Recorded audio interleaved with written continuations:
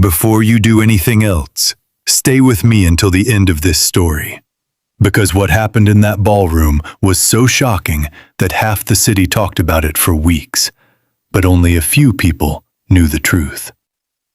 A housemaid stood in front of one of the richest men in Lagos, looked straight at the woman he was about to marry, and said, "If he signs that paper tonight, you won't just steal his company.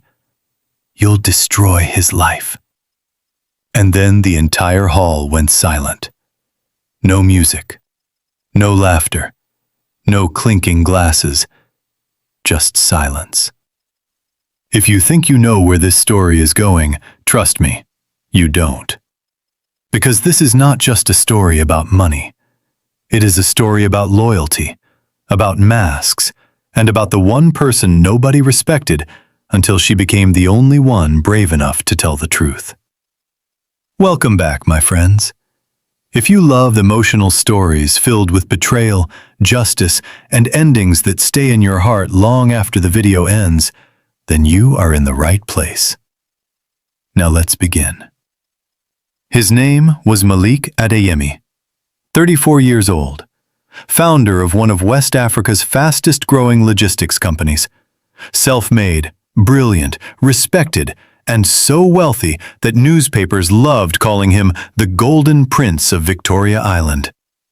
But those headlines never really knew him.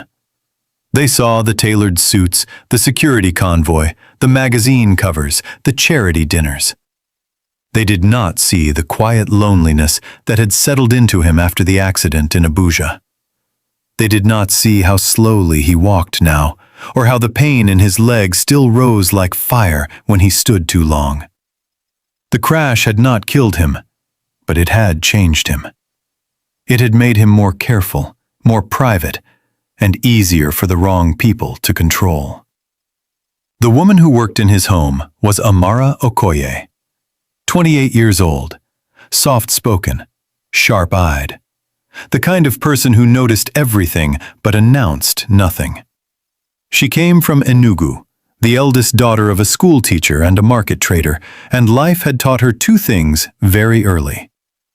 People with power often believed workers were invisible, and invisible people heard the truth long before anyone else did. Amara had been hired first as a housemaid, but within months she became the one person who remembered Malik's medications better than his assistant, the one person who could calm the household, and the one person who could look at Malik's face and know when he was in pain before he said a word. Malik's fiancée was Soraya Mensah, beautiful, elegant, and polished in the exact way luxury magazines adore. She walked into rooms like the room belonged to her. To the public, she and Malik looked perfect together. He was power. She was glamour. He was the self-made billionaire. She was the social queen beside him. But inside the house, when doors closed and staff footsteps faded, the truth felt colder. Soraya was warm only when there was an audience. Without witnesses, her kindness vanished like perfume in the wind. Amara noticed it first in small moments. Soraya never asked Malik how he felt after physical therapy. She only asked whether he would still attend an event that evening. She never remembered how he liked his tea, but she never forgot to remind him where the cameras would be. Once, when she thought no one was nearby, Amara heard Soraya say into her phone, "He doesn't need to get stronger. He just needs to stay dependent a little longer." In houses like that, the poor learned quickly that truth without proof could cost you your job. So Amara said nothing. She kept watching. Then came the night everything changed. It was supposed to be a celebration, an engagement party, and the launch of the Adeyemi Family Impact Trust, a charity Malik had publicly announced to support rehabilitation centers, scholarships, and widows of road accident victims. The ballroom sat inside a private waterfront hotel. Gold lights dripped from the ceiling. A live quartet played near a mirrored staircase. Waiters in white gloves moved through the crowd.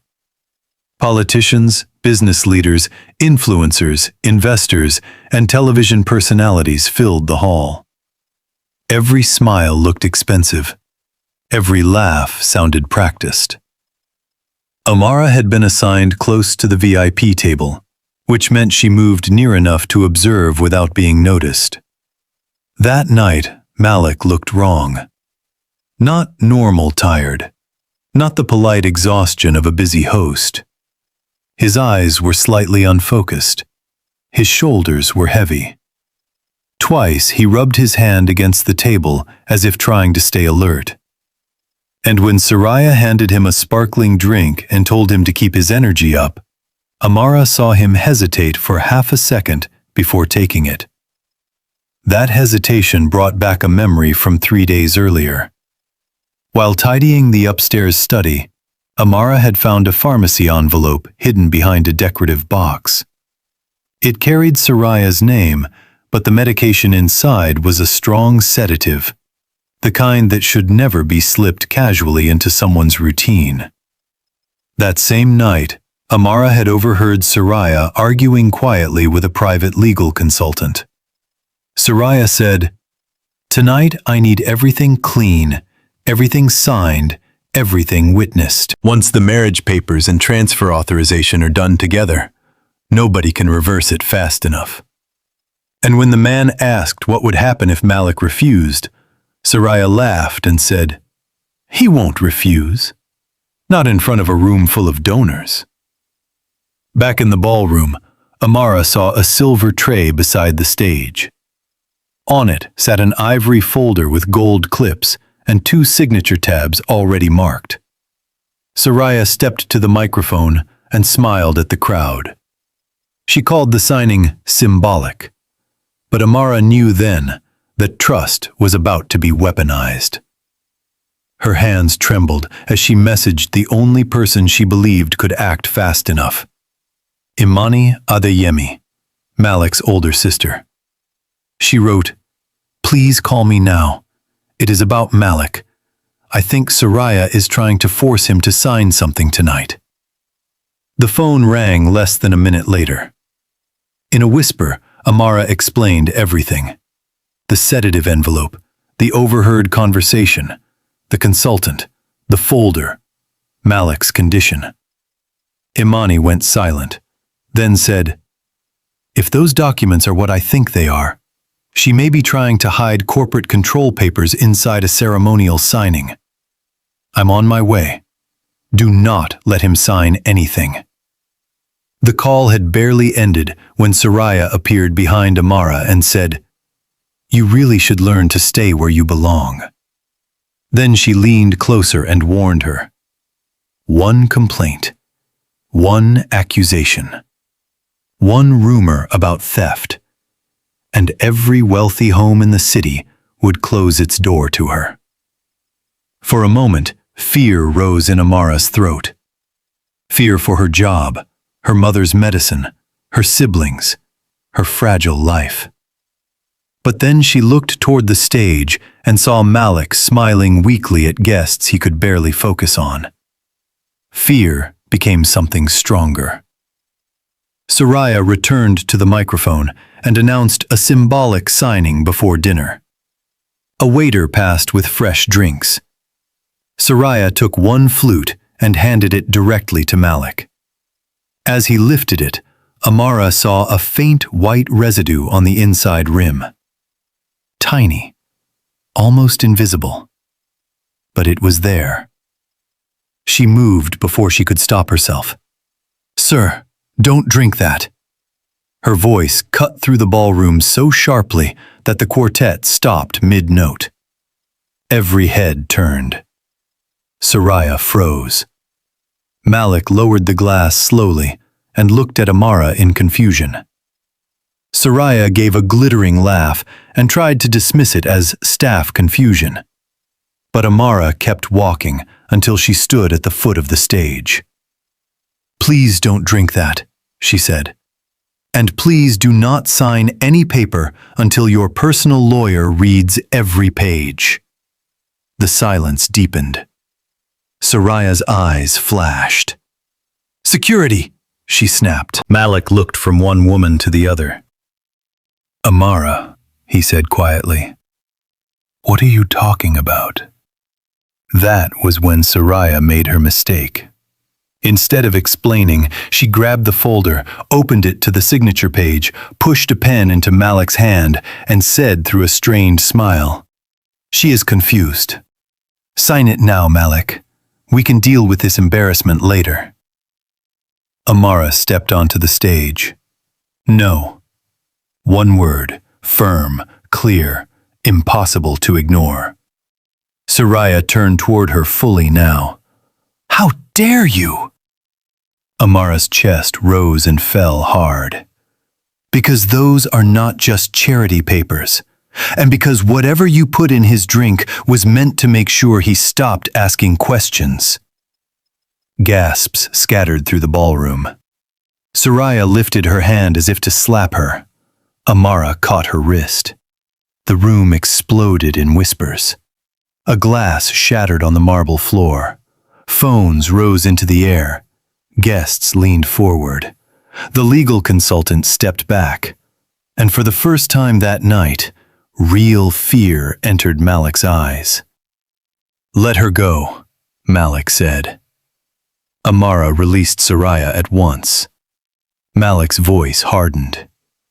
Now somebody tell me the truth. Soraya recovered fast. She accused Amara of jealousy, obsession, and sabotage. She said the maid could not accept her place. It might have worked on another night, against another person. But Amara had spent too long watching powerful people mistake silence for weakness. She looked straight at Malik. 3 days ago, I found a sedative envelope in the study. Yesterday, I heard her tell that man that tonight everything had to be signed in front of witnesses. And just now, she tried to rush you before you could read the documents. All eyes turned to the consultant. He opened his mouth, then closed it again. Malik slowly took the folder from Soraya's hand and flipped through the pages. Confusion became disbelief.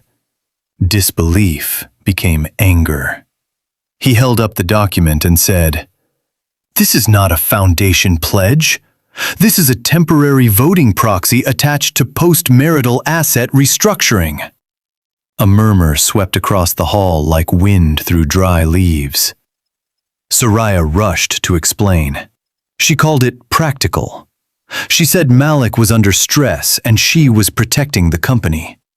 Malik stared at her and repeated one word. Us. And in that word, something broke. Then the ballroom doors opened.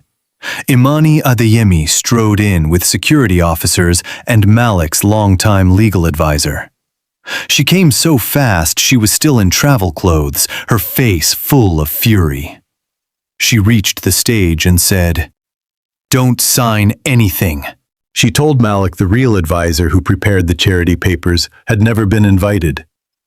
She said she had already checked with the clinic Soraya used for his so-called recovery supplements. They were not supplements, Imani said. They were sedatives. The room reacted all at once. Soraya tried to deny it, but Malik's legal advisor stepped forward with proof that the documents on the tray had been altered that very afternoon, and that the consultant standing there had no formal authorization from Malik's office. The consultant bolted for the exit. Security caught him before he made it 3 steps. That was when Soraya's mask collapsed. She stopped pretending. She shouted that everyone was acting shocked now, that nobody understood what she had given up to stand beside a man who had become weak, injured, and difficult to manage. The poison in her words spread through the hall. Malik did not need to shout in return. He looked at her with a disappointment far heavier than rage and said, So that's what this was. Not love. Management. Then his eyes moved to Amara. Not with romance. Not yet. With recognition. with the painful realization that the person everyone ignored had just protected him more fiercely than the woman wearing his ring. When the police arrived, the glamour vanished from the ballroom. Statements were taken. Guests slipped out the back to avoid headlines. Others stayed because scandal is entertainment to people who have never been its victim. Soraya made one last attempt to control the story. She pointed at Amara and said a maid only wanted to feel important. But by then, nobody was listening. Malik sat down slowly as the shock finally hit his body. Through all the noise, he looked up at Amara and asked the hardest question of the night. "Why did you risk this for me?" Amara answered in the quietest voice in the room. "Because I could see you were being betrayed. And because if I stayed silent, I would have to live knowing I watched it happen." Malik held her gaze for a long moment and nodded, like a man trying to rebuild his understanding of the world from the ground up. The weeks that followed were brutal. Company records uncovered multiple attempts to access restricted authority documents through channels tied to Soraya's team. Clinic staff confirmed irregular medication instructions. The consultant cooperated to protect himself and gave investigators enough information to widen the case. Some newspapers wrote it like gossip because gossip is easier to sell than truth. But this was never a glamorous scandal. It was exploitation dressed as love. It was a good man nearly losing his company because he mistook performance for loyalty. And it was a housemaid refusing to let money intimidate her into silence. Through all of it, Amara stayed out of the spotlight. She kept working quietly. She never demanded gratitude. She never acted like Malik owed her anything. That restraint affected him more than any speech could have. 6 weeks later, one rainy evening, he found her alone in the kitchen, labeling containers for the next day's meals. He asked her if it was true that she had once wanted to study hospital administration. Amara said yes, but life had happened. Her father died. Her mother got sick. Her siblings still needed school fees. Dreams, she said, were expensive when your family needed food first. Malik was quiet for a moment. Then he asked if she would still want that life if the door opened again. After a long silence, she said yes. Malik nodded and told her he wanted to pay for her to go back. She stared at him and said she had not saved him for a reward. He answered gently, "I know. That is exactly why you deserve the choice." Months passed. The case moved forward. Malik strengthened his company protections, continued therapy, and slowly became stronger. Amara enrolled in evening classes while still working part-time. The mansion changed too. It felt less theatrical, less full of strangers, more human. Staff laughed more freely. Imani visited often. And Malik, for the first time in a long time, began making choices that were not about image, pressure, or public expectation. Nearly a year later, on a calm evening overlooking the same lagoon, a much smaller gathering took place. No photographers, no politicians, no glittering crowd waiting to witness power. Just family, a few true friends, and people who had earned the right to be there. Malik stood before them stronger now, one hand resting on a cane he barely seemed to need.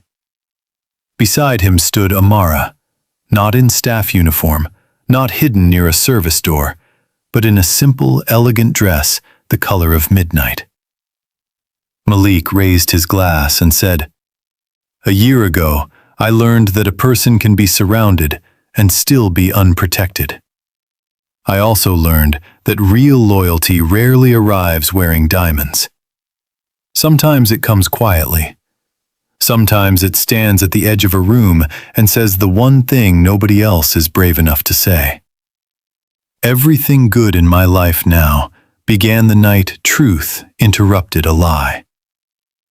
Whatever they became after that, they built it slowly, honestly, without performance, without manipulation, without fear. And that, my friends, is the part of the story I love most.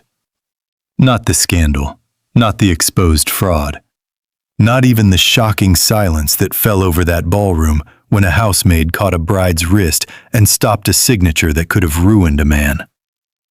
No, the best part is this. The person everyone overlooked turned out to be the most valuable person in the room. So hold on to the lesson. Pay attention to those who protect you when there is nothing for them to gain. Pay attention to quiet character. Pay attention to the people who tell you the truth even when the truth costs them something. Because the loudest love is not always the deepest one, and the most polished face in the room is not always the safest face to trust. If this story touched you, like the video, subscribe to the channel, and share it with someone who still believes that loyalty, courage, and truth matter. And tell me in the comments, if you were in that ballroom, would you have spoken up like Amara, or stayed silent and watched? I'll see you in the next story.